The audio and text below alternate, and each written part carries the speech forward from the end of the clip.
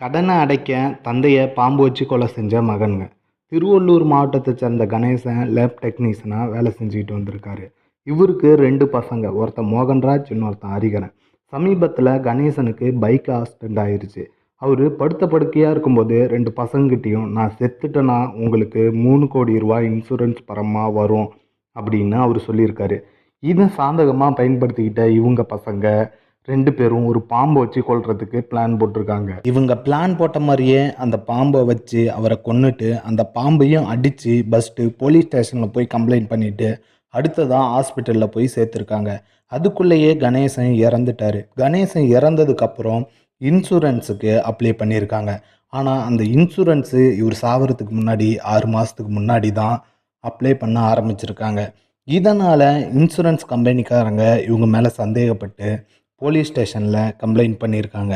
போலீஸுக்கும் முதல்ல சந்தேகம் வந்து அவங்க பசங்க பேசின வாய்ஸை கேட்டிருக்காங்க. இவங்க தான் கொலை பண்ணாங்க அப்படிங்கிறது பின்னாடி தெரிய வந்திருக்கு. மகனுங்க 2 கூலிப்படையை வச்சு அவங்களுக்கு 1,50,000 லட்ச ரூபா பணம் கொடுத்து பாம்பு பிடிச்சிட்டு வர சொல்லியிருக்காங்க. முதல்ல ராஜநாகத்தை தான் எடுத்துகிட்டு வந்திருக்காங்க. ராஜநாகம் அவர் தூங்கிட்டு இருக்கும்போது மேலே தூக்கி போட்டிருக்காங்க. அவர் எந்த ஒரு அசைவும் இல்லாதனால அந்த பாம்பு அது பாட்டா கொத்தாமலே போயிடுச்சு. 2வது முறையாக கட்டுவிரியம் பாம்பை எடுத்துகிட்டு வந்து அவர் கழுத்துக்கிட்டேயே போட்டிருக்காங்க. அந்த பாம்பும் அவர் கழுத்துலேயே கடிச்சிருக்கு. பின்பு இவங்க மகனுங்க 2 பேரும் அந்த பாம்பை அடித்து கொன்னுட்டு அதுக்கப்புறம் அவரை ஹாஸ்பிட்டலுக்கு கூப்பிட்டு போகாமல் போலீஸ் ஸ்டேஷனில் போய் ஃபஸ்ட்டு கம்ப்ளைண்ட் பண்ணிவிட்டு அதுக்கப்புறமா ஹாஸ்பிட்டலுக்கு கூப்பிட்டு போயிருக்காங்க.